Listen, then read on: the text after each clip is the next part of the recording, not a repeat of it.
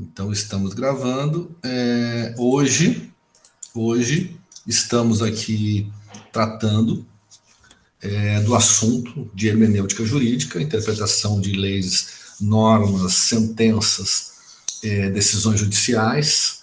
E estamos falando da questão, inicialmente, do crime de assédio sexual. Tá? E aí fala do crime de assédio sexual, fala o seguinte: esse crime de assédio sexual, ele é no trabalho, só ocorre no trabalho. Tá? Fora do trabalho, se a conduta ocorrer, por exemplo, na rua, no meio de transporte, em outros lugares, o crime será outro. Será o crime de importunação sexual ou estupro de vulnerável, se a vítima não oferecer resistência. Então, são dois crimes diferentes. Vamos ver qual é a diferença deles, tá? E aí nós vamos ver a questão do crime, da pena, entender as diferenças deles, né, do estudo da interpretação da lei. Vamos falar de exceção também, de interpretação do STF. E depois eu vou trazer uma sentença para vocês com provas de assédio sexual em que o assediador foi condenado. Houve uma condenação de indenização de R$30 mil. Tá? Por quê? Porque o assédio sexual, ele corre em duas esferas. O assediador responde na esfera penal e também na esfera trabalhista. Lá na esfera penal, o assediador responde por crime. Então ele vai ter uma penalidade criminal. Não vai pagar indenização nenhuma na justiça penal. A única coisa é uma condenação criminal. Se a vítima quiser uma indenização material, ela tem que entrar na justiça do trabalho. Então qual é o caminho de denunciar um assediador sexual no trabalho? São dois pontos. Um, fazer a denúncia na delegacia, registrar a ocorrência na delegacia, para que ele responda criminalmente. E o segundo ponto é pegar um advogado trabalhista e entrar com uma ação criminal, uma ação trabalhista, pedindo uma indenização material, que é a indenização material. E nesse caso dessa sentença que eu vou trazer para vocês, a vítima foi indenizada em R$30 mil. Houve uma indenização de R$30 mil. Tá? Existem vários casos mais leves, casos mais graves. Dependendo da gravidade do caso, a pena pode ser maior, pode ser menor, e também, né, a questão do valor da indenização, pode ser maior ou menor. Né? Veja bem, não estamos falando de estupro aqui. Aqui não houve o estupro, que é uma coisa muito mais grave, que é uma pena muito maior. O crime aqui é o assédio, é o assediar. E aí nós vamos ver a tipificação dele. Tá bom? Estão entendendo, gente? Estão ouvindo bem aí? Sim ou não? Quem está aí? Vamos ver se... Sim. O Renato, só que está aí? Sim. Sim. Desirê, Benira, Douglas. Sim. A Bianca. Mário, presente. Certo. Bianca, Sim. Mário. Ah, tá. Estão aparecendo aí. Ah, tá. Não estão aí deixando sozinho aqui, né? Porque sabe como é que era? A pessoa fica sozinha. Vocês ficam aí comendo, vendo Netflix, e eu fico sozinho aqui. Aí não dá certo. Bom, vamos continuar. Sobre a descrição dos tipos penais de assédio, importunação e estupro do Código Penal, tá? Aí nós temos aqui, ó, assédio sexual. Tá? Constranger alguém com o intuito de obter vantagem ou favorecimento sexual, prevalecendo o agente de sua condição superior hierárquica ou ascendência inerente ao exercício do cargo, emprego ou função. Detenção de 1 a 2 anos. A pena é aumentada até 1/3 se a vítima é menor de 18 anos. Então esse é o crime de assédio sexual, que só ocorre no trabalho. Tá? Agora, se for fora do trabalho, na rua, no ônibus, em outro lugar, chama-se importunação sexual. Praticar contra alguém e sem a sua anuência, ato libidinoso com o objetivo de satisfazer a própria lascívia ou a de terceiro. Vocês já ouviram falar do caso do punheteiro do ônibus? O sujeito que ficava se masturbando nos ônibus? Sim. E ficava, né, atrás das mulheres, trazendo aquele constrangimento para ela. O que acontece? E esse caso do masturbador, na época, não se tinha a tipificação desse crime. Esse crime foi incluído no Código Civil de 2018 justamente por causa desse cara. Olha como o direito se transforma de acordo com a necessidade. Entendeu? Porque não era estupro, né? Não era assédio sexual porque não era no trabalho, entendeu? Então o cara fazia essas coisas, se masturbava e acabava ficando por isso mesmo. Porque aquela coisa do sujeito tá nu, expor a sua genitália, acaba não dando em nada, não é? Então, essa tipificação específica desse crime, de 1 a 5 anos, ela aconteceu naquela época por causa justamente desses casos. Vitor levantou a mão, pode falar, Vitor. Não, eu queria saber, porque essa é uma dúvida constante que eu tenho, que o atentado ao pudor ele foi realocado, né, ao estupro no Código Penal. Eles não poderiam ter indiciado ele por atentado ao pudor? No caso, contando que eles tinham o testemunho da vítima? Vamos ver aqui a questão do crime de atentado ao pudor. Eu não sei se seria abolir o crimes, né, porque a lei deixou de ser Código Penal e foi realocada.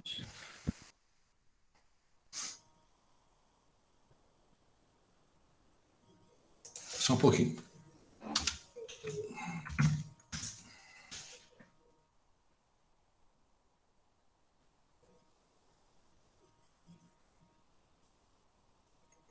Olha só.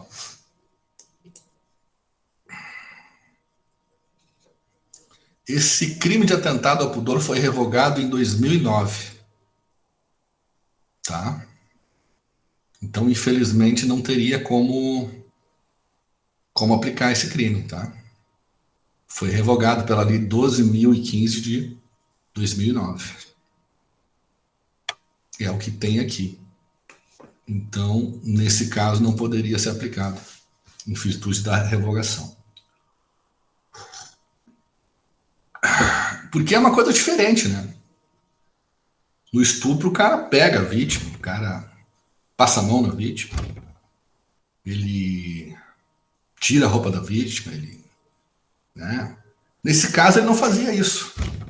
Ele chegava perto da pessoa, às vezes a pessoa nem via ele estava ali do lado da pessoa, ali por trás, ali, e se masturbava.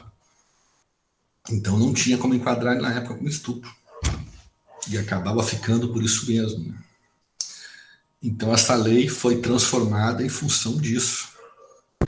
Sim, mas no caso, ela foi revogada e ela tinha sido realocada ao estupro, né? No caso. Sim, mas aí não dá para enquadrar o cara no estupro, porque se você ler o enquadramento do estupro, não entra, né? Porque ele nem tocava nas vítimas. Né? No caso, no estupro seria constranger alguém. O problema, no caso, é mediante a violência, né? Que ele não. Exatamente, ele não fazia violência, ele não tocava nas vítimas. Entendeu? Então o enquadramento, vê como a questão de interpretação da lei, né? E de enquadramento é importante, né? Então tiveram que fazer essa lei nova. E até botaram uma pena bem severa, de 1 a 5 anos. Né? Se o ato não constitui crime mais grave, né? Claro, se for alguma coisa mais grave, aí vira estupro, né? E aí nós temos aqui, ó, mais embaixo, o estupro de vulnerável.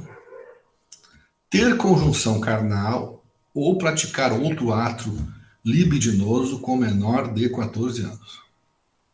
Eu pergunto para vocês, e o crime de pedofilia qual é? Alguém sabe dizer? Ninguém? Não estou ouvindo. Tem alguém aí? Vou fazer a chamada, peraí. Começar a dar falta. Tem ninguém aí? Pedofilia, professor? Opa, apareceu. Não, apareceu a Bianca. Eu acho que o silêncio também, o silêncio já é uma resposta, professor. Não, mas eu quero a opinião de vocês, velho. Vocês não falam muito, aí vocês não são estudantes de direito, tem que ter opinião, pô.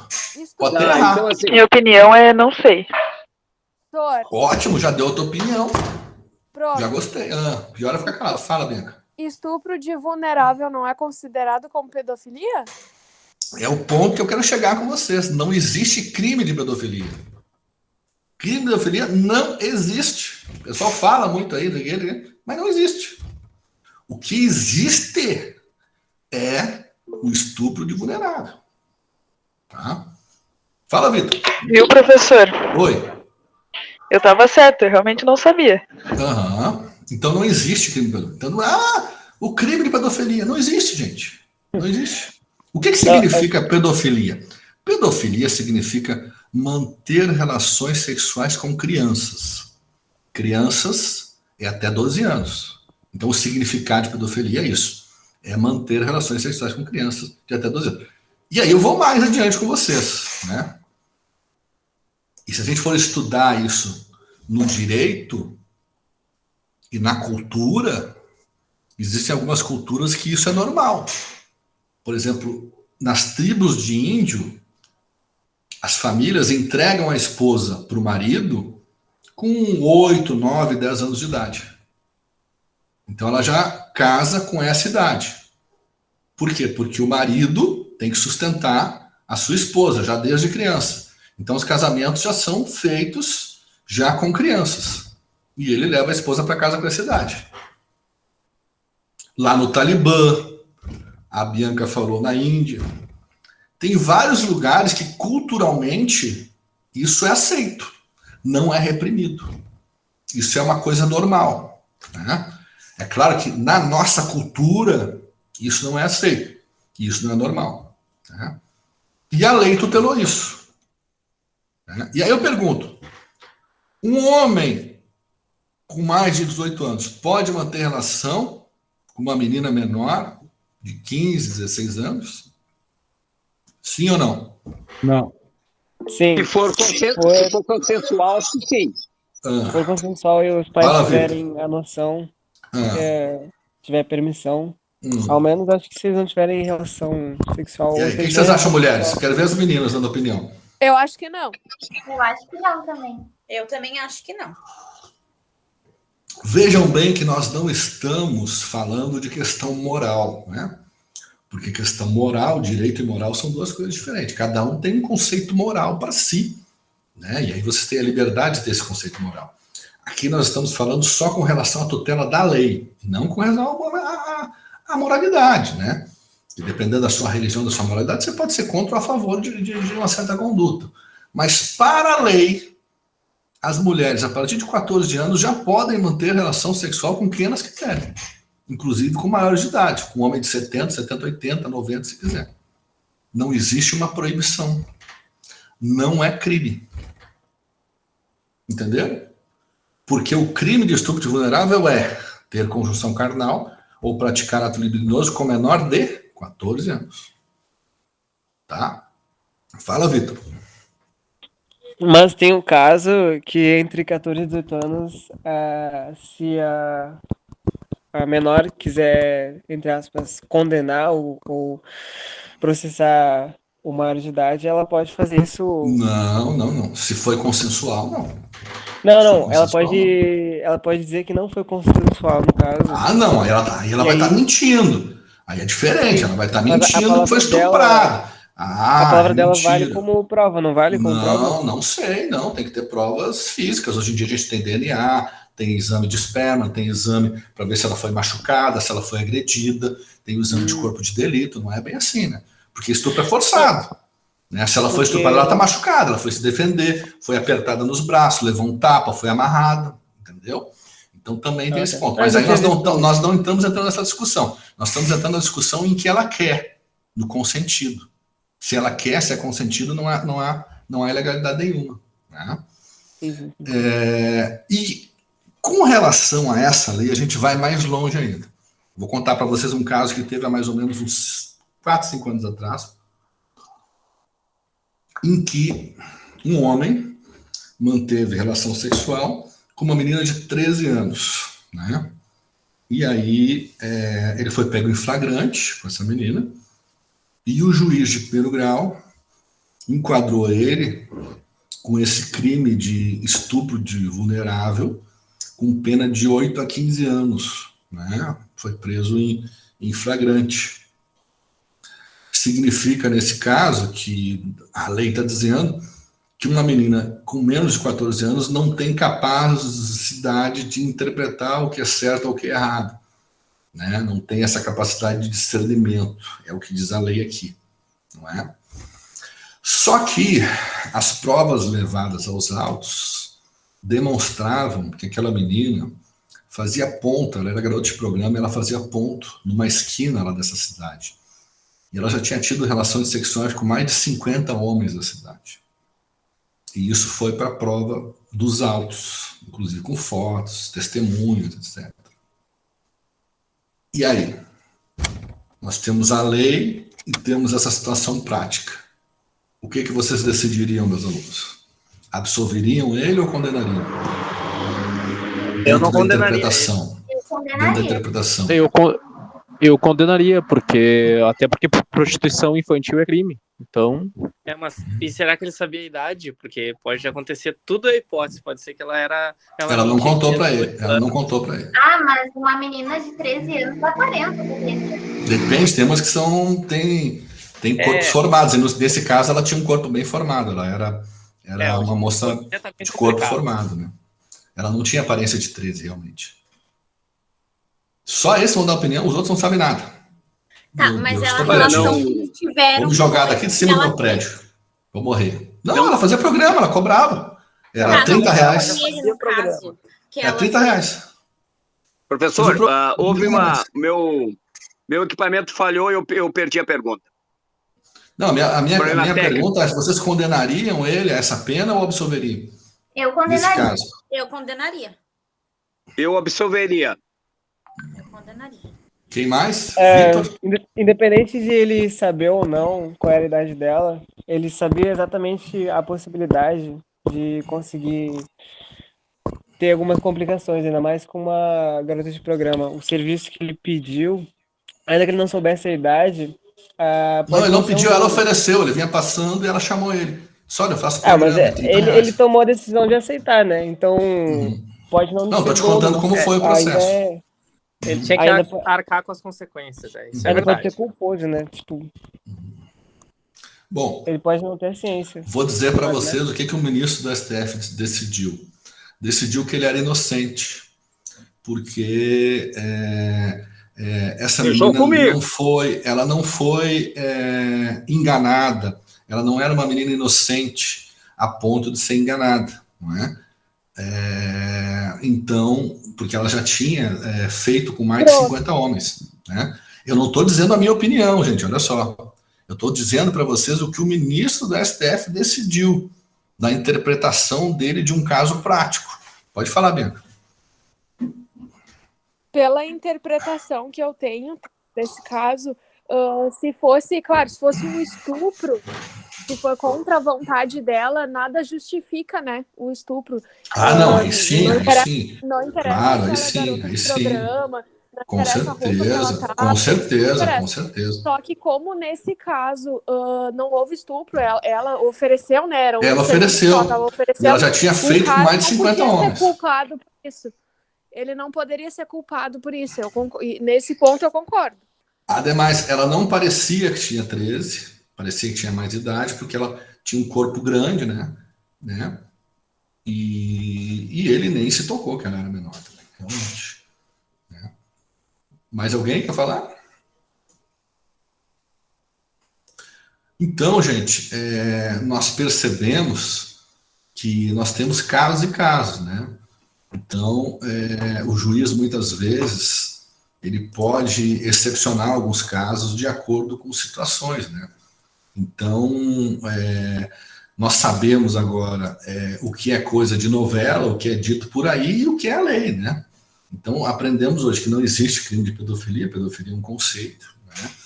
E que isso, em algumas culturas, é uma coisa normal. E no Brasil, hoje, na realidade, na prática, ninguém é preso ou condenado por manter relação sexual com alguém menor de idade, de 14 anos para cima. Acaba não acontecendo nada. É claro que nos Estados Unidos é muito diferente. A lei americana é muito mais rígida com isso.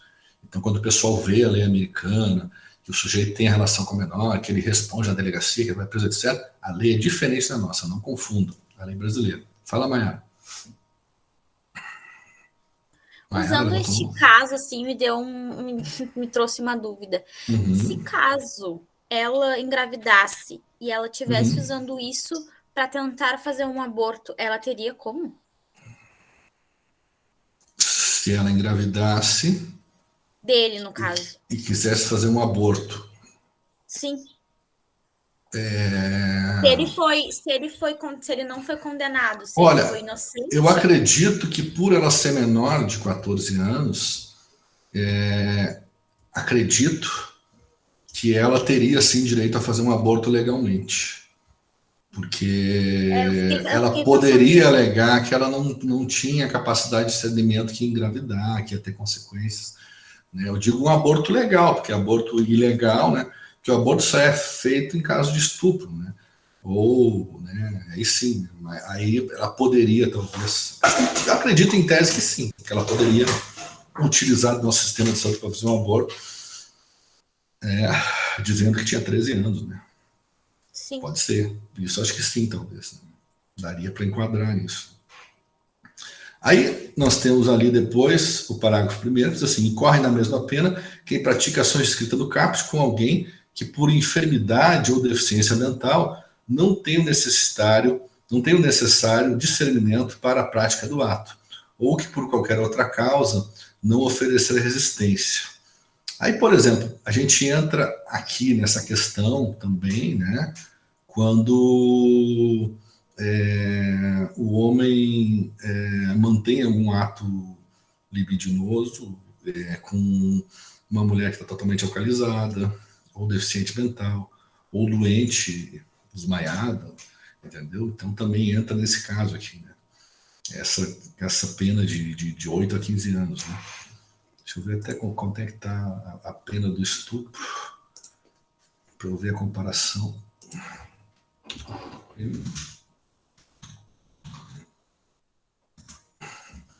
Estupro 6 a 10 anos. Está aqui, de 6 a 10 anos. Você vê que se a vítima estiver no estado de vulnerabilidade, a pena é maior, vai para 8 a 15. Agora, deixa eu fazer um questionamento com as mulheres aqui, olha só. Pensa bem, tá? Se vocês forem estupradas, é um crime horrível quando uma mulher passa por isso, né? Um crime horrível, né? Aí pensa bem, o cara é primário às vezes, ele tem bom computador, vamos dizer que ele pegue 8 anos, que ele pegue... Não, 8 não, 6, né? O mínimo de estupro é 6. Vamos dizer que ele pegue 6 anos, acaba pegando 6 anos. Porque é primário, porque esse aqui, não sei o que, pega 6 anos. Aí, 1/3 da pena é 30% da pena, tá? Então, 6 anos vezes 30% vai dar 6 anos vezes 30%, vamos ver, 10% de 1 ano e 8 meses? 1 ano e 8 meses. 1 ano e 8 meses. Então o cara vai ficar preso, se ele tiver bom comportamento, 1 ano e 8 meses, porque ele já sai para o semiaberto. Entendeu? Né? Então pensa bem a realidade do direito brasileiro. Se o cara tem um bom advogado, né? O cara estupra uma mulher e fica 1 ano e pouco na cadeia. Vocês acham isso justo? Minha pergunta. Lógico que não. Com certeza não.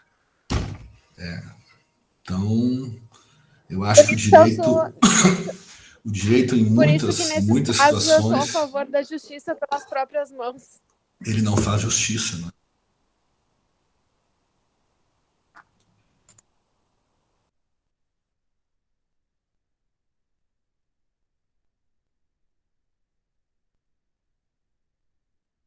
Foi lá.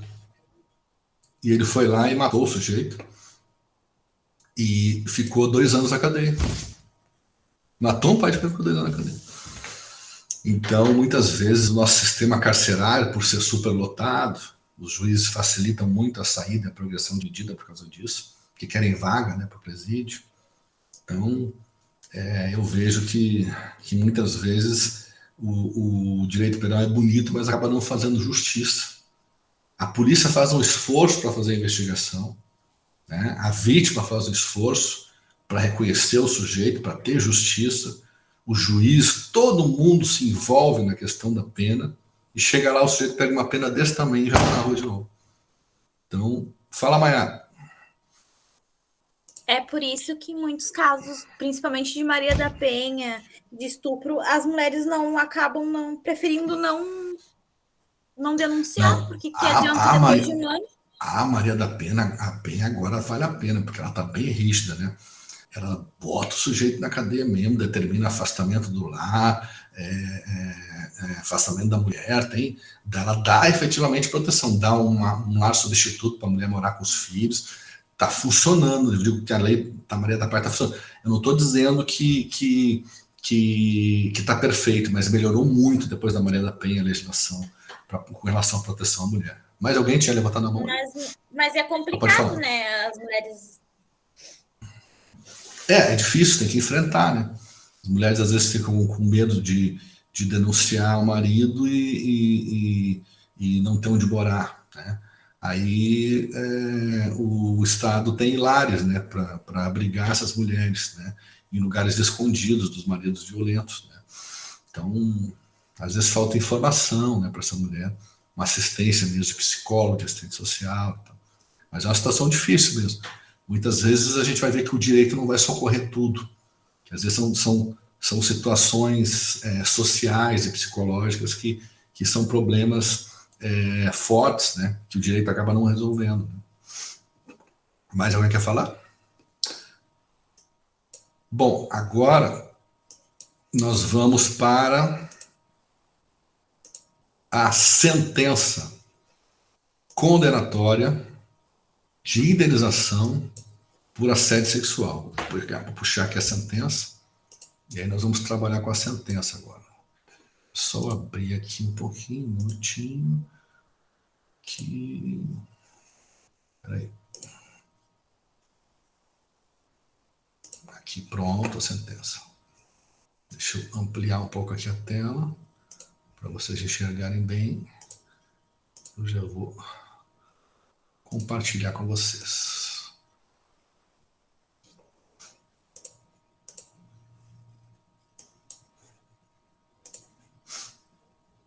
Então vocês entenderam, né, a diferença de crime de assédio sexual, né,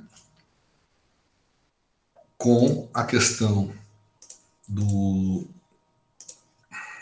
estupro de vulnerável e importunação sexual, que são três coisas diferentes, né? A sentença que nós vamos ver aqui, ela é específica sobre o assédio sexual no trabalho, tá? Deixa eu abrir aqui. Professor. Oi. Pode repetir as três tipos que tu falou? Uhum. Só deixa eu partilhar aqui com vocês, já vou repetir.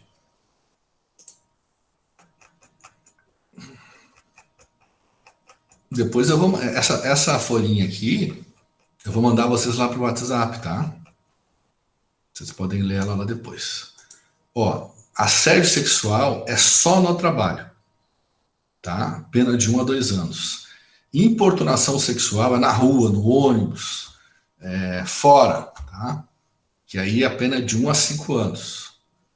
E estupro de vulnerável é quando é alguém abaixo de 14 anos, ou deficiente mental, ou com enfermidade que não pode oferecer resistência, ou o caso da mulher alcoolizada também. São três coisas diferentes aqui.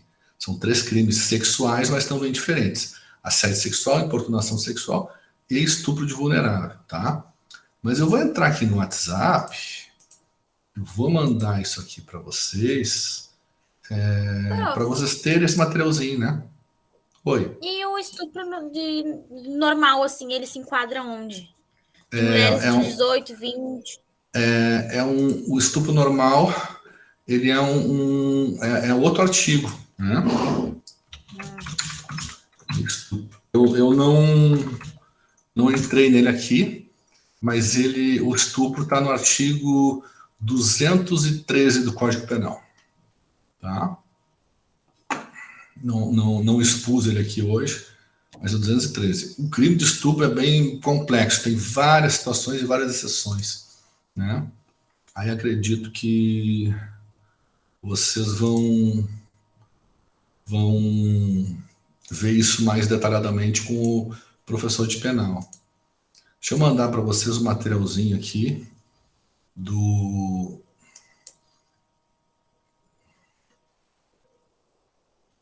pro WhatsApp de vocês. Mandei, tá? Aquele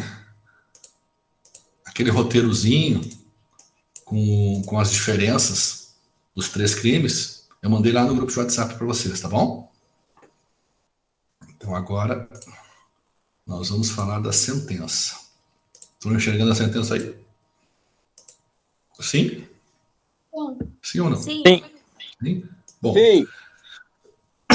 essa é a sentença do seu trabalho. Então, vocês mulheres, ou homens também, sabia que o homem também pode ser vítima de assédio sexual? E sabia que nós temos também casos de condenação de assédio sexual em homens? Tem. Teve um caso que o cara trabalhava numa empresa e a gerente era uma senhora muito faceira, né? Muito fogosa, vamos dizer. Então, era um cara religioso, sério, né? E a gerente, no meio da reunião, enfiava a mão por dentro da camisa dele, assim, pelas costas, ficava alisando ele, dizendo que ele era gostoso, que ele era um baita homem, que não sei o que, na frente de todo mundo, né? E aí ele recebeu uma indenização por assédio sexual contra essa empresa, dessa chefe que fazia isso com ele, né? Isso é em jurisprudência trabalhista nesse sentido, tá? Vamos lá. Justiça do Trabalho... Oi, pode falar. Não, é o seguinte, casualmente ontem eu vi no YouTube aqueles guris que, de repente, a maioria do pessoal não conheceu, os Menudos. Um deles agora, ele revelou que o empresário deles, ele estuprava ele e mais 2 guris do grupo. Que barbaridade, isso acontece muito. 3 anos ele fez isso. Isso acontece muito nesse meio artístico, né? O guri por causa da questão do sucesso. Ele tentou se matar umas 3 vezes. 3 vezes ele tentou se matar. A gente vê muito isso no meio artístico, muitas denúncias, até porque se envolve fama e dinheiro, né? Então, os produtores, os diretores de cinema, de música, de filmes, enfim, eles têm muito poder, né? Eles podem mudar a vida de uma pessoa, eles podem transformar uma pessoa em rica e famosa, né? E aí, muitas vezes, eles usam esse poder para obter vantagem sexual das vítimas. Nos Estados Unidos, teve muitas denúncias contra diretores de filmes, agora nos últimos anos. Várias mulheres falam, aquele diretor lá, você só faz filme com ele se você transar com ele, senão você não faz. E tal. E isso, às vezes, é um cara muito famoso, às vezes a mulher vai fazer um filme com ele, ela ganha 10 milhões, 20 milhões, 30 milhões, 50 milhões. Então, isso realmente, o cara tem um poder grande sobre as pessoas. E aí chantageia, né? Porque o produtor, às vezes, está ali com o sujeito, um menino desses ainda, do Menudo, desses conjuntos, o cara diz, se você não fizer o que eu quero, você vai sair do grupo, do conjunto, né? E aí, realmente, é uma coisa que realmente é um crime bem grave, né? E ele é reiterado ainda, né? É reiterado. Eu trabalhei também num jornal em Porto Alegre, aqui, que a maioria das mulheres que trabalhavam nesse jornal, aquelas que tinham pretensão de trabalhar na redação do jornal, elas a tinham Bianca disse que tinha aqui o teste do sofá. Elas tinham que sair com um redator. Senão, não conseguia emprego. Eu não sei se isso é verdade, mas eu ouvi falar que o Faustão fazia muito isso com as bailarinas dele. Ouvi falar, né? Pessoal. Isso aqui em Porto Alegre. Ouvi falar. E eu digo para vocês assim, a gente ouve falar muito nisso, e eu vou mostrar para vocês um caso real de uma sentença, com provas que a pessoa foi condenada, e existem centenas de casos que são provados na justiça. A realidade é que muitas pessoas que passam por isso não contam, né? Então, isso acontece muito, existe condenação, tanto criminal quanto indenização, mas fica mais ali na justiça, né? acaba muitas vezes as pessoas não sabendo. Por isso que eu trouxe para vocês aqui um caso prático, né, para vocês darem uma lida. Aqui é uma sentença da segunda vara de trabalho de São Leopoldo, né, contra uma empresa. Tá? Então, aqui está o relatório. Vão lendo o relatório aí, enquanto eu vou ali no toalete, que eu bebi muita água hoje.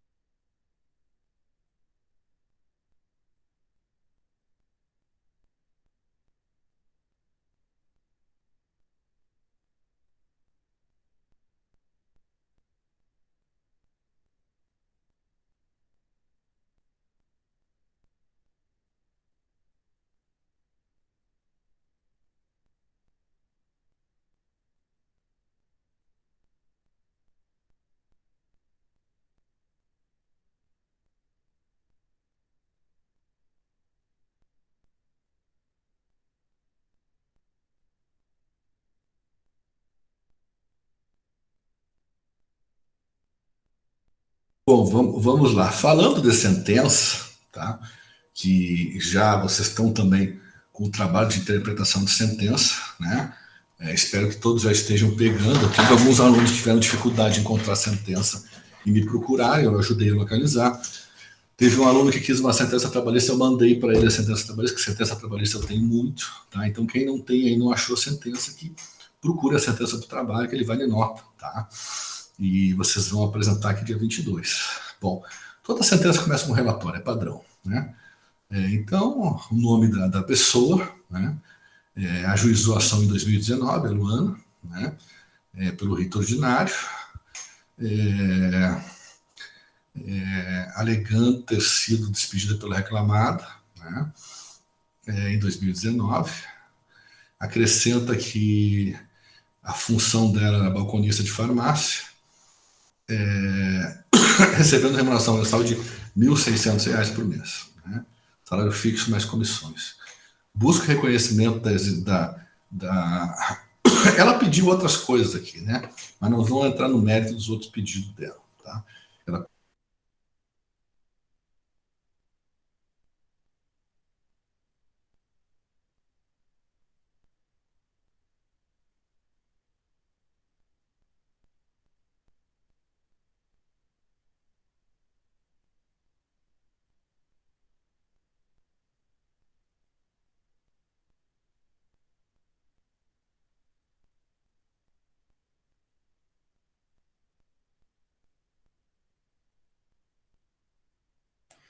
Tá mudo, professor.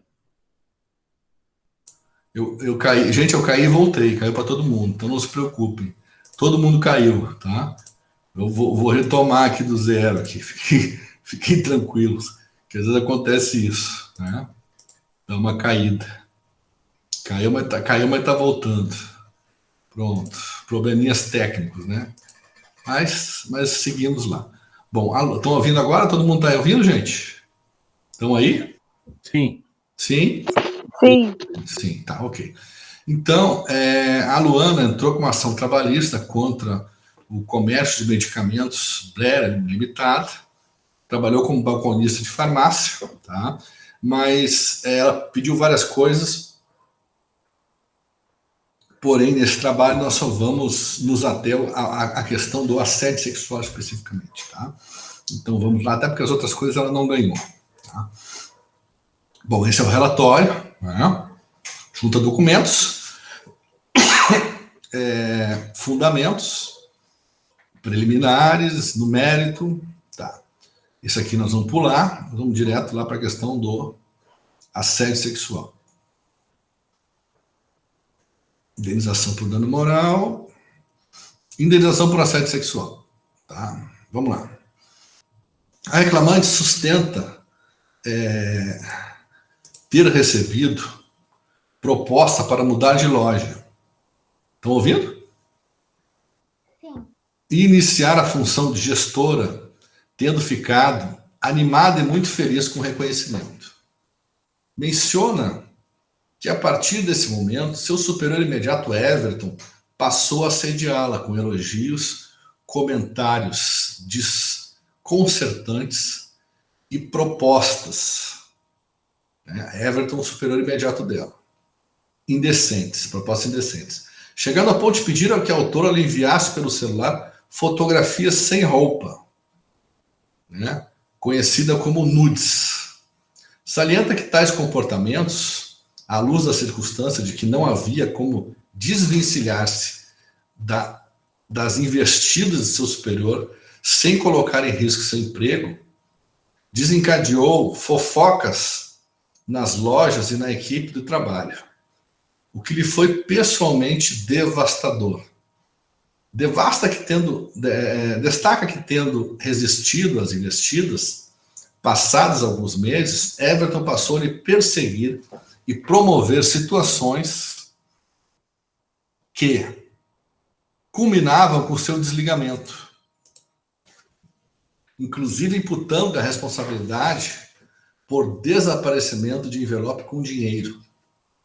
Busca, com base nesse relato, indenização por assédio sexual que estima em R$40 mil. Quer ver, o assediador, ele fica tentando, obter a vantagem sexual da vítima.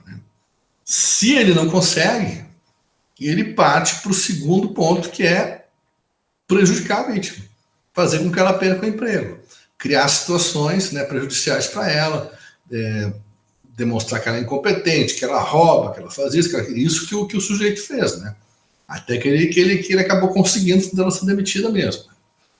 A reclamada sustenta que desconhece as relações pessoais entre seus colaboradores. A empresa que faz a defesa, quando você tem um gerente um chefe, um diretor, um chefe que fez o assédio sexual, você não vai entrar com ação contra ele para obter uma indenização, você vai entrar com ação contra a empresa.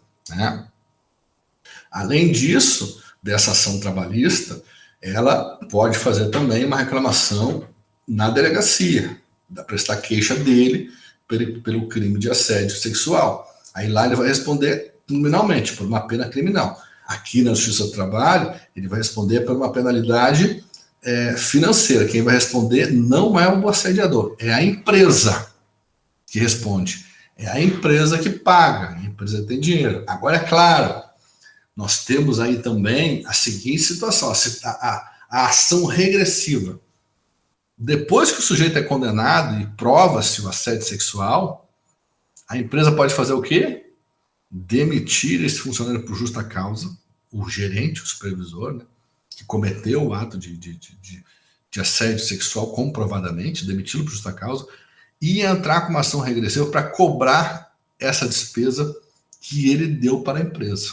Tá? Então, ele pode ser penalizado? Pode ser penalizado, sim. Mas primeiro, quem vai responder a ação é a empresa. Por quê? Porque a empresa tem a obrigação de treinar os seus funcionários e fiscalizar os seus funcionários e colocar em cargos de gestão pessoas que têm capacidade para ocupá-los, porque senão ela incorre em responsabilidade. Responsabilidade de quê? De indenizar. Tá entendendo? Conseguiram entender isso? Tranquilo? Sim ou não? Sim. Tem alguém aí? Além do Renato? Não? Vou fazer a chamada. Eu. Opa, apareceu gente aí. Gabriela, Lenira, tá, pronto, apareceu. Bom, a reclamada sustenta que desconhece as relações pessoais entre seus colaboradores e que, assim, não pode, por ela, ser responsabilizada, negando de todo modo que a autora tenha sofrido assédio sexual enquanto estava no trabalho. Por cautela, diz que não estão preenchidos os pressupostos necessários para reconhecimento do assédio sexual, porque não existe qualquer evidência de que a autora tenha sido chantageada para manter seu emprego. Pede, assim, a improcedência do pedido. Aí o juiz fala aqui, né? Isso aqui é o relatório do juiz. O assédio sexual é fato grave e inadmissível no ambiente de trabalho. Por sua natureza, enseja maior preocupação e ponderação dos elementos de prova, porquanto normalmente ocorre de modo velado, algumas vezes apenas na presença do assediador e do assediado, bastando indício de prova para sua constatação, desde que o magistrado se convença da sua ocorrência. O que o juiz está dizendo aqui? Que muitas vezes o assédio ocorre a portas fechadas, discretamente, para que as outras pessoas não vejam, né? Então ele ocorre geralmente de uma forma a não deixar provas, então é mais difícil, né, de provar. Mas é claro, você tem aí o quê? Uma conversa de WhatsApp, o sujeito manda pedindo nudes para ela, é uma prova, né? Como é que você faz a prova de WhatsApp? Como é que faz, gente, a prova de WhatsApp? Pergunto para vocês, é válida, não é válida? Como é que faz? A ata notarial é válida. Tem que ir no cartório registrar aquilo dali, imprimir aquela situação, né, e juntar isso no processo, tá? E-mail é prova? Também da mesma forma, faz o ato notorial no cartório e junta. E aí eu pergunto, vídeos pode ser juntado? Gravação? Eu posso gravar? Ou eu preciso de autorização para judicial para gravar? A prova gravada é válida ou não é válida? E aí? A prova produzida sem autorização judicial é válida ou não é válida? Hã? E aí? É válida se tu estiver participando da gravação. Quem mais? É válida ou não é válida, afinal? Precisa de autorização. Olha só, vamos prestar muita atenção. Depende muito da situação, tá? Não vamos confundir direito penal com direito do trabalho. No direito do trabalho, prova gravada ou filmada pelo empregado ou pelo empregador é considerada válida, sim. Mesmo sem autorização do empregado ou do empregador, é considerado válido, tá? No direito do trabalho, tá? Já no direito penal tem as suas regras próprias. Vocês vão ver que algumas vezes vai ser admitida e outras não, dependendo da situação. Mas no direito do trabalho é, sim, admitida, tá?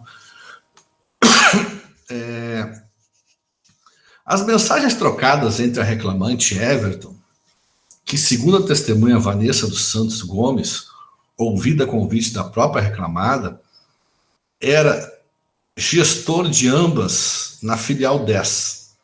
São reveladoras, né? Então, mensagens trocadas por WhatsApp, né? A respeito do assédio inconveniente sofrido pela demandante no curso do período contratual, basta uma simples análise de tais mensagens, anexadas por meio de ato notorial, né? No ID, o que é ID CE 726C6? O que é isso? Me digam aí. O que é isso? Deve ser a identificação dessa ata dentro do processo. Cada documento tem um número e uma identificação. Todo documento que se junta no processo, seja ata, seja petição, seja recurso, ele tem um número. E aí, quando você cita esse documento, você cita o número de identificação dele, tá? Então, ele está identificando o ato notorial que foi juntado no processo que está com esse número. Para chegar a tal conclusão, cite-se, por exemplo, as mensagens que Everton diz autora. Agora te olhar, deve ser adoro te olhar, e o cara escreveu mal ainda, é analfabeta a criatura ainda. Agora te olhar. E não paro de pensar em você. Nessa boca, nesses olhos lindos. O cara é meio poeta até, o tarado. Vamos ver. Vamos seguir aqui. Licença poética, professor. Como é que é? Licença poética. O tarado poeta. O tarado poeta, vamos lá. Tais mensagens são suficientes para convencer essa magistrada de que o assédio sexual por parte do gestor Everton de fato ocorreu. Olha como os juízes fundamentam bem suas decisões. Olha como é importante o estudo de sentença, né? O estudo que vocês estão fazendo. Eles fundamentam o porquê da decisão deles. quais as provas mais importantes do processo, né? Para justamente justificar o que ele vai decidir no final. Porque se o juiz não fundamentar, a sentença não vai ter validade, ele tem que fundamentar, né? Ou o sujeito vai lá e derruba em grau de recurso, tem que estar bem fundamentado. Tais mensagens são suficientes para convencer essa magistrada, é uma mulher ainda magistrada, tomou as dores para ela, o cara se ferrou. Essa magistrada de que o assédio sexual por parte do gestor Everton, vocês acham que influencia ser homem ou mulher, magistrado ou magistrada? O que vocês acham? Ou vocês acham que os juízes são totalmente imparciais? O que vocês acham? Eu acho que é imparcial. Infelizmente, deveriam os juízes ser imparciais. Eu acho que depende de cada um. Na realidade, nós temos alguns imparciais, mas a maioria acaba se influenciando por suas questões pessoais também, né? Questões pessoais, né? É a mesma coisa que eu ouvi falar muito, na autoescola, se tu pegar o avaliador mulher, a avaliadora mulher, mais chances de rodar na prova do que um homem. Influencia sim, infelizmente os juízes têm, claro, tem uns que são totalmente isentos, né, que são imparciais, né, tem uns, mas tem uns que são parciais mesmo, né. Eu entrei com uma ação de reconhecimento de vínculo de uma vendedora da Natura, né, supervisora, na verdade, e eu pedi reconhecimento de vínculo para o juiz, né, e o juiz de primeira instância me negou, pegou aí, né, essa vendedora, deu improcedente. Aí caiu na mão de uma mulher, uma desembargadora, acho que a mulher tomou as dores para ela e derrubou o processo e me deu tudo que eu tinha pedido, porque a minha cliente era uma mulher. Então, às vezes, tem um pouco, né, a gente debate que tem um pouco dessa influência. Do mesmo jeito, tem juízes que são mais favoráveis ao empregado, juízes que são mais favoráveis ao empregador, né? Por exemplo, o juiz é filho de empresário, então ele gosta de empresa, é contra o empregado, né? Tem juiz que odeia bandido, né? E tem o juiz que é bonzinho demais com bandido. Então realmente tem essas diferenças entre juízes. É claro que ele tem que estar amarrado na lei, né? Porque uma decisão dele que for muito fora da lei acaba sendo mudada depois em grau de recurso pelos desembargadores, né? Porque ele tem que fundamentar muito bem o que ele está decidindo, mas que não há essa imparcialidade toda, não há. Realmente tem influências, assim. Eu, nesses anos de advocacia, eu já conheço muito bem os juízes. Então, assim, dependendo da vara, eu já te digo se o teu processo vai ser procedente ou não pelo perfil do juiz, né? Vamos continuar aqui. Tais mensagens são suficientes para convencer essa magistrada de que o assédio sexual por parte de Everton ocorreu, constrangendo a reclamante em seu ambiente de trabalho. Diz-se que, tendo sido o próprio Everton quem convidou a reclamante para mudar de filial e realizar o treinamento para ser gestora, é mais do que evidente a situação delicada em que a reclamante foi colocada, estando preenchidos os requisitos necessários para considerar a ocorrida conduta de assédio sexual por parte de Everton. Agora, olha só. Vejam bem, o assédio sexual é quando uma pessoa realmente assedia a outra e a outra pessoa não quer, né? Eu tive um outro processo que eu estive analisando, né, sobre assédio sexual, que foi assim, ó, a reclamante entrou contra o patrão, que o patrão escrevia bilhetinhos para ela. Ele escrevia bilhetinho assim, te adoro, minha querida, minha linda, entendeu? Que bom ver o teu sorriso hoje, né? Então ele fazia bilhetinhos para ela e colocava na mesa dela, né? Então ela entrou na justiça contra ele, dizendo que ele assediava ela sexualmente com os bilhetinhos, né? Aí ele apresentou a defesa dele, né? E aí ele juntou muito mais bilhetes dela para ele. Os bilhetes dela para ele eram assim: gostoso, tesudo, lindão, gostosão. Ou seja, não houve um assédio sexual aí nesse caso. Ele foi absolvido. Por quê? Porque ele mandava bilhete e ela mandava bilhete, né?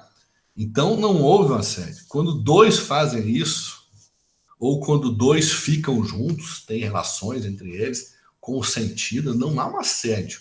O que há, na verdade, é uma relação entre eles. seja uma relação de amizade ou uma relação de cunho sexual. Estão entendendo a diferença do assédio? O assédio é quando uma pessoa faz, o outro, não quero, entendeu? Não gosto disso, entendeu? E a pessoa continua forçando. Isso é com o assédio, uma coisa forçada, que o outro não quer. Tá? Então é diferente o assédio quando o outro também consente com aquilo que está acontecendo. Tá? Então, nesse caso, foi improcedente esse outro processo. Tá?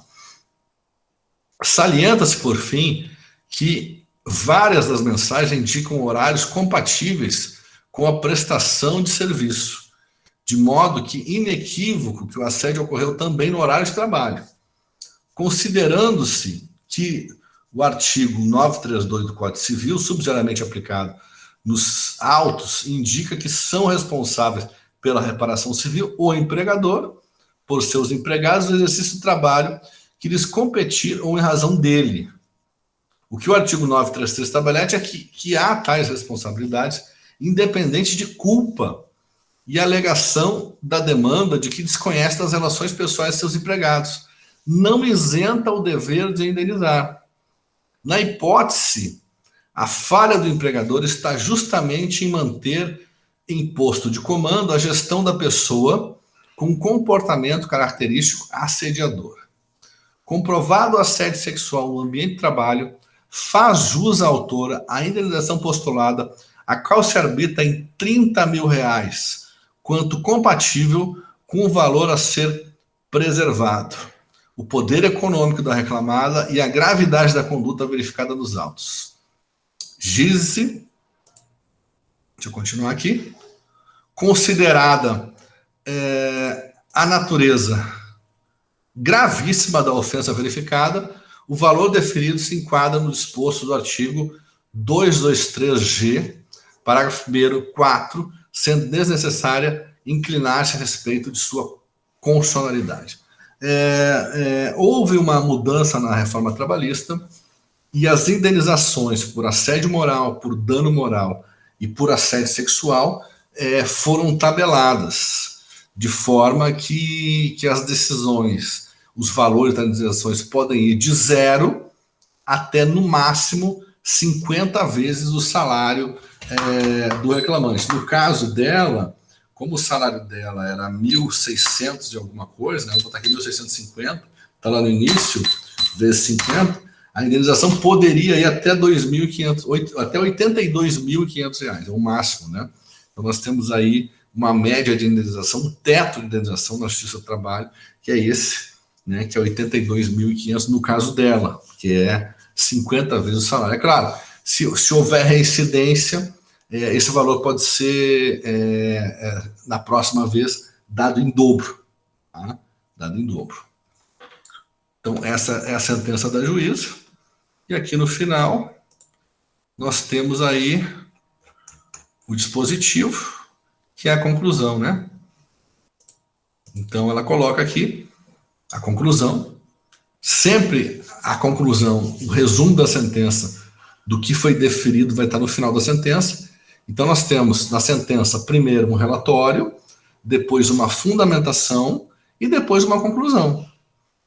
Se você já quiser saber a conclusão da sentença, vai para o final da sentença. Vai estar lá a conclusão. O que foi decidido. Né? Se você quiser ver a fundamentação, por que foi decidido, você vai na fundamentação. Se você quiser conhecer as partes e os fatos, você vai no relatório. Então, a sentença, tanto penal, quanto trabalhista, quanto civil, quanto tributário, ela tem sempre essa formatação, tá? Que é o relatório, depois a fundamentação e a conclusão. E aí, essa conclusão é aqui do juíza. Por esses fundamentos, resolve plenamente extinguir os pedidos deduzidos item E e F do rol de pedidos da inicial, sem resolução do mérito. Isso aí foi outros pedidos que ela pediu, né? Eu nem entrei no mérito dos outros pedidos, porque aqui eu quis abordar com você só a questão do assédio sexual. Julgo procedente em parte, para fim de condenar a reclamada, Comércio de Medicamentos Brel LTDA, a pagar a reclamante Luana Najara Willenberg Severo, no prazo legal, com juros sobre o capital corrigido, observados os termos e critérios da fundamentação, indenização por assédio sexual no importe de R$30 mil. A reclamada pagará ainda honorário de sucumbência aos patronos no importe de R$3 mil e custas de 600 calculado sobre o valor atribuído à causa de 30 mil. O que é honorário de sucumbência, gente? Vocês sabem dizer? Sim. O que é? Fala aí, então. Horário de sucumbência é quando, digamos assim, o senhor está defendendo um cliente, tá? Aí o senhor ganhou a causa. Aí o senhor tem direito também a receber da empresa também uma porcentagem que eu não sei qual é o valor. Exatamente. Da outra parte. Exatamente. Então, por exemplo, quando você tem um contrato com o cliente, tá? Você tem um contrato, você tem os honorários contratuais. Então, os honorários contratuais incidem sobre o valor ganho. Vamos dizer, em média, os advogados trabalhistas cobram em torno de 20%, mais ou menos, pela causa. Então, esse advogado aqui que entrou com esse processo, 20% de 30 mil seria 6 mil reais. Então, os honorários contratuais do advogado seria 6 mil reais. Mais os honorários de sucumbência, que são arbitrados pelo juiz, que podem ser entre 5% e 15%. Nesse caso, o juiz deu 10%, que é 3 mil reais. Então, nesse caso, o advogado vai receber 6 mil de honorários da reclamante, desses 30, ela dá 6 para ele, fica com 24, e mais 3 mil direto da empresa. Ou seja, nesse processo aqui, o advogado vai ganhar 9 mil reais de honorários no total. Entenderam isso? Sim ou não? Ok? Sim. Só tem um porém aí, professor. Fale. Por isso que os advogados não gostam do pequenas causas, né? Só se partir para outra instância, né? Pequenas causas não tem honorário de sucumbência. Na Justiça do Trabalho, pequenas causas também tem honorário de sucumbência. Na Justiça do Trabalho não sabia. Trabalho, tem. Aprendi agora. Estamos aqui para quê? Para aprender, não é isso? Muito bem. Gente, estou entrando aqui agora na chamadinha de vocês para nós fazermos a nossa chamada. Se tiver alguém por aí ainda, né? Não sei. Se não estiver dormindo já. Estão dormindo? Porque depois de feriado, assim, sabe como é que é, né? O pessoal bebe, fica tudo meio assim, mais parado que para cá, né? De ressaca, não é? Toma bastante água, viu? Que é bom, viu, gente? A água cura a ressaca, né? Então, hoje é dia 8. Vamos começar a nossa chamada. Bianca, tá aí? Presente. Carla. Presente. Desirê. Desirê, não? No chat. Douglas, ok. Elisa. Ok, Desirê, botei presença para ti. Elisa, ok. Gabriela. Ok. Jéssica. Presente. Vem cá, tem alguém que treinou o cachorro ou o gato para escrever aqui presente, não? Sabe que esses bichos são espertos, né? Se você bota assim, o bicho bota ali, presente. Lenira. Ok. Luane. Presente. Ok. Maiara. Presente. Manuela. Manuela me disse que não ia poder vir hoje. Vou dar uma faltinha para ela. Pronto. Manuela. Mário tá aí. Presente. Matheus tá aí também, né, Matheus? Sempre. Pâmela tá aí? Pâmela não. Pâmela faltou.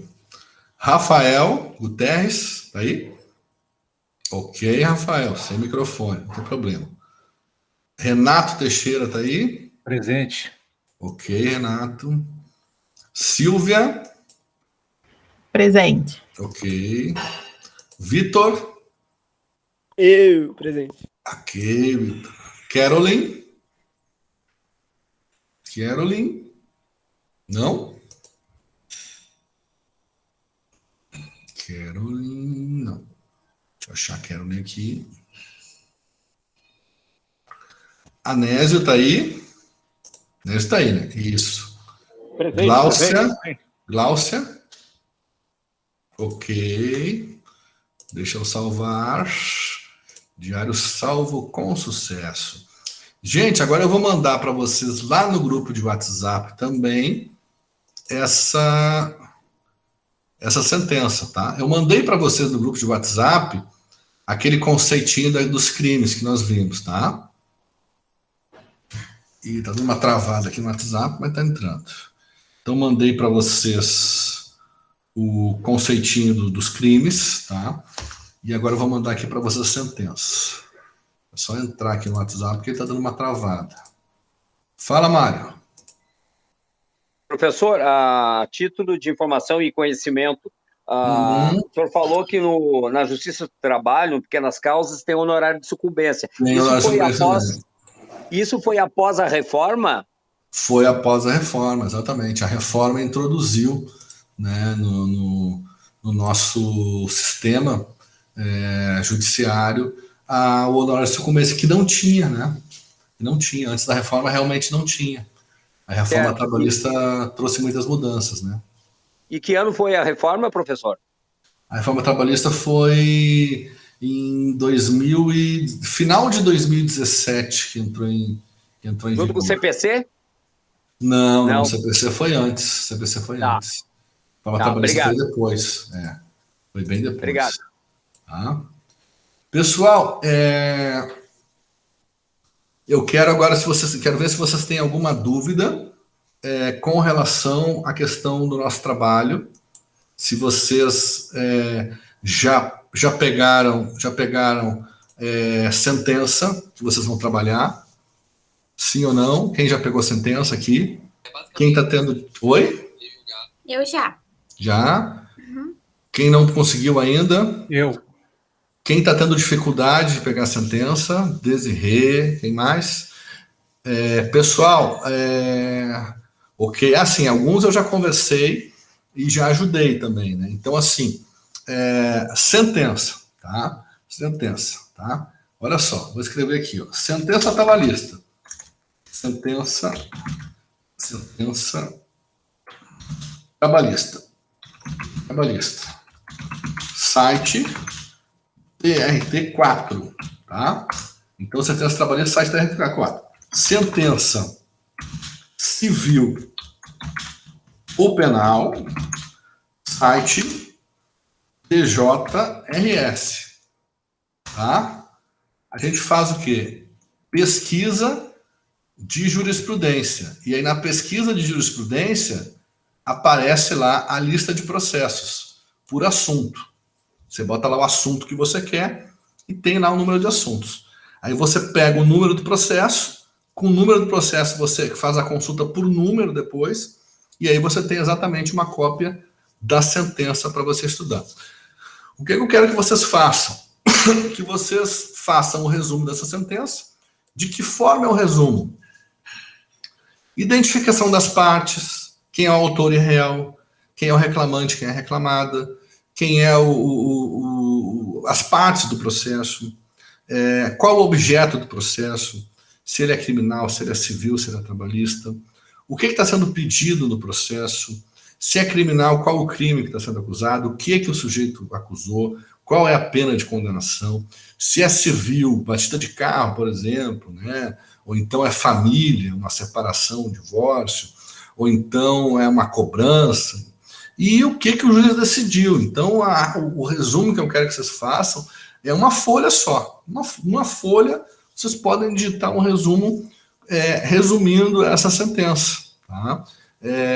Qual a fundamentação, qual a lei que o juiz usou, se o juiz usou jurisprudência para fundamentar, se ele usou a lei para fundamentar, o que ele usou. Tá? Então, aí vocês vão fazer esse resumo. E vão mandar lá para o meu e-mail, para aquele e-mail que é o e-mail... da instituição, que eu já mandei para vocês lá pelo WhatsApp, meu e-mail institucional da Monteiro Lobato. Até o dia 22, vocês têm que mandar o quê? A sentença e o resumo. Não confundam sentença com acórdão, hein, gente? Eu falei com vocês. Acórdão é a decisão de segundo grau de recurso. Então, a sentença, ela sempre vai estar escrito sentença. Se tiver escrito acórdão, não é sentença. Acórdão é decisão de segundo grau. Agora, nesse momento, nós vamos trabalhar com sentença, que é a decisão de primeiro grau. Depois do segundo bimestre, nós vamos fazer o trabalho com acórdão. Aí sim. Aí vocês vão estudar a decisão de segundo grau. Tá? Mas agora, nós vamos estudar primeiramente a decisão de juiz de primeiro grau. De sentença. Tá? E aí vocês vão fazer um resumo. E aí vocês dêem uma treinadinha em casa com esse resuminho para vocês fazerem uma apresentação aí de 5 minutinhos, 10 minutinhos, uma coisinha rápida assim, que vocês vão dizer as partes, objeto do processo, relatório, o que foi decidido pelo juiz. Tá? Vocês vão contar, né, como se fosse uma história aqui, exatamente o que aconteceu na sentença. E aí eu vou pegar essa sentença, ter um computador aqui, são 2 telas grandes que eu tenho aqui em casa, então eu boto a sentença na outra tela do lado aqui, e conforme vocês vão apresentando, eu vou acompanhando a sentença aqui também, né? Para ver se vocês não estão mentindo para mim, se estão falando a verdade. Se é realmente o que está ali. E também para tirar a dúvida dos colegas, né? Porque às vezes os assuntos são interessantes, os temas são interessantes, e aí o colega tem uma dúvida, mas vem cá, como é que funciona? Eu digo, não, olha, tem a sentença aqui para eu poder ler, interpretar e também falar para os alunos. Então a ideia aqui é que vocês comecem já a ter contato com o caso prático, a ler caso prático e verificar também o quê? O estudo da hermenêutica, que é o que vocês estão fazendo agora. Estudar, ler a questão da interpretação da lei, da interpretação da jurisprudência, das leis, que é o que o juiz faz da sentença, ele faz a interpretação. Com isso, vocês vão fazer exercícios práticos também de interpretação, que é o que eu quero que vocês façam aqui. E aí, se vocês conhecerem uma sentença que seja penal, seja civil, seja família, seja previdenciária, seja trabalhista, você pode escolher uma matéria que quiser, se conseguir entender uma sentença, vocês vão entender qualquer tipo de sentença. Porque toda sentença tem o quê? A mesma formatação. Relatório, fundamentação e decisão. Tá? Então, vocês vão verificar que elas são de uma forma padrão. Né? Muitas vezes ali, na fundamentação, vocês vão ver o juiz citando o quê? Citando acórdãos. Por que o juiz cita um acórdão, bota um acórdão no meio da sentença? Porque ele está fundamentando que os desembargadores já decidiram casos semelhantes daquela forma. Então, ele está decidindo também utilizando a jurisprudência. Às vezes, ele cita uma súmula, porque ele está citando a súmula. Às vezes, ele cita uma decisão de um acórdão do ministro, do Tribunal Superior, do STF, do STJ. Né? Então, tudo aquilo que está na fundamentação são justificativas do juiz de por que ele vai decidir num sentido ou por que vai decidir no outro sentido. Estão entendendo, gente? Sim ou não? Sim. Sim. O professor quer fazer uma pergunta. Faça. É o seguinte, eu vi no Espaço Vital uma publicação agora, dia 26 de agosto de 2021, de um processo contra um juiz. Daí eu queria achar essa sentença, mas, na verdade, eles não falam no número desse processo e só no nome dele. É uma sentença do Distrito Federal. Deixa eu até dar para vocês assim uma boa dica com relação à pesquisa dessas publicações em sites. Todo o artigo, todo o comentário, o texto jurídico, ele tem que dar a fonte. Tá? Então, muitos que não dão a fonte, que não citam o número do processo, não citam o número da lei, o número do decreto, geralmente são falsos, porque ele não está citando, né? Ele está inventando, ou é um processo, ou é um mal feito. Porque qualquer um que faça um texto jurídico, um artigo jurídico, um trabalho jurídico, ele tem que citar a sua fonte. E qual é a fonte? Olha, eu tirei isso da onde? Tirei isto deste processo, tem o número do processo ali.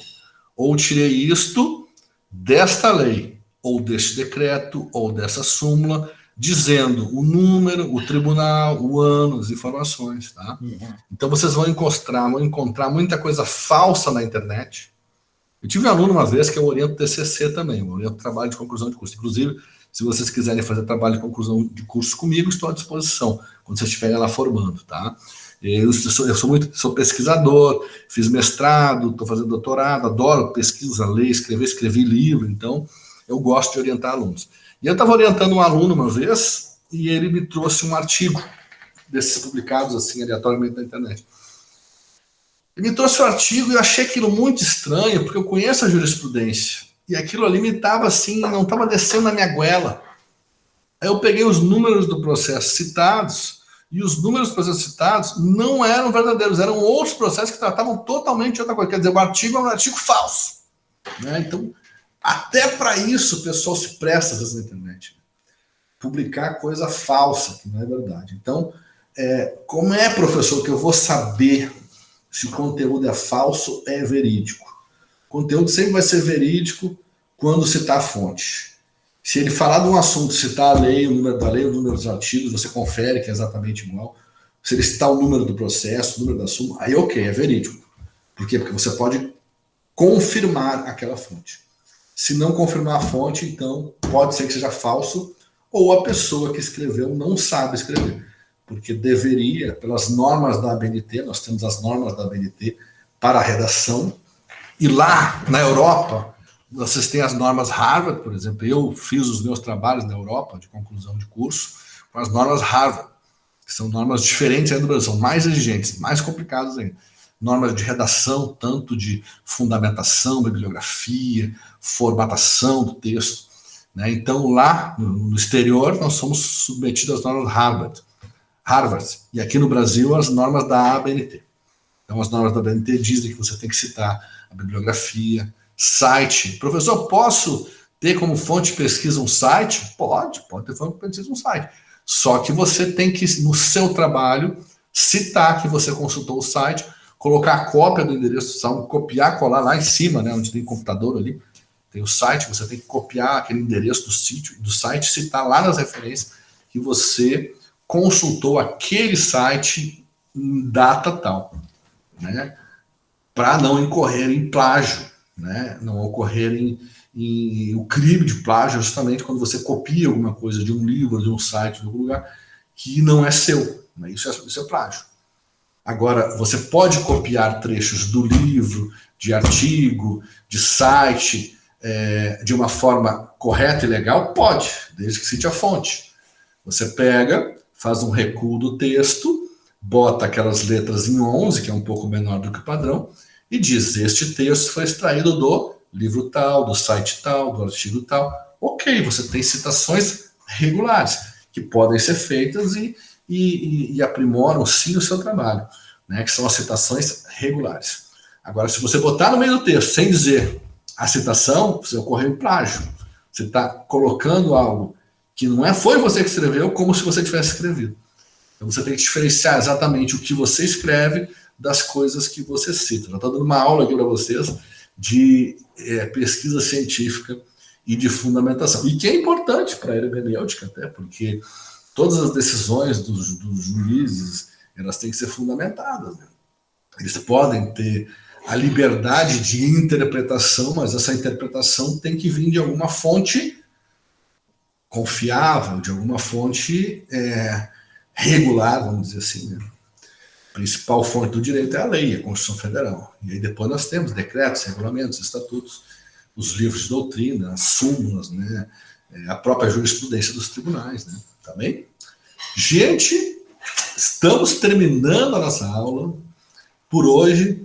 Um grande beijo, um abraço a todos, tá? Queridos e amados alunos. Estou à disposição de vocês, ó, fazendo um coração aqui, ó, tá? Estou à disposição de vocês. Se vocês tiverem alguma dificuldade, podem falar comigo ali pelo WhatsApp. Se tiverem dificuldade de essa sentença, de fazer resumo, já ajudei alguns, né? Se alguém quiser sentença trabalhista, eu tenho uns montes aqui no computador. Só, professor, eu quero fazer trabalhista. Eu pego aquilo, copiar, colar e jogo para vocês aí. Fala, Silvio. Prof, a sentença, ela precisa ser procedente ou é indiferente? Tem que ser sentença procedente, não pode ser sentença improcedente.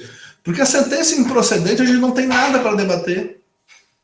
Não teve prova, não teve nada. Então, a sentença que não nos leva ao debate. Então, a gente precisa trabalhar em sentenças procedentes ou parcialmente procedentes para a gente ter um assunto para debater, para dizer, olha, foi provado isso, foi condenado isso, tá? Que é os processos que nos são interessantes para debater. E os processos improcedentes, eles não têm conteúdo para se debater, né? Porque tá bom, não houve prova, tá bem? Tá bom. Mais alguma dúvida, gente? Não? Então, um grande beijo, um abraço. Vamos jantar agora uma picanha com fritas, né? Aqui, tô sentindo cheirinho aqui. Aqui tem picanha com fritas, né? Fala, Mayara, quer perguntar uma coisa? Não, ia te dar boa noite. Então tá, boa noite. Beijo e abraço a todos. Boa janta. Bom final de semana. Até semana que vem, tá bom, gente? Boa noite. Boa noite. Boa noite. Até mais, boa noite. queridos. Colegas. Até mais.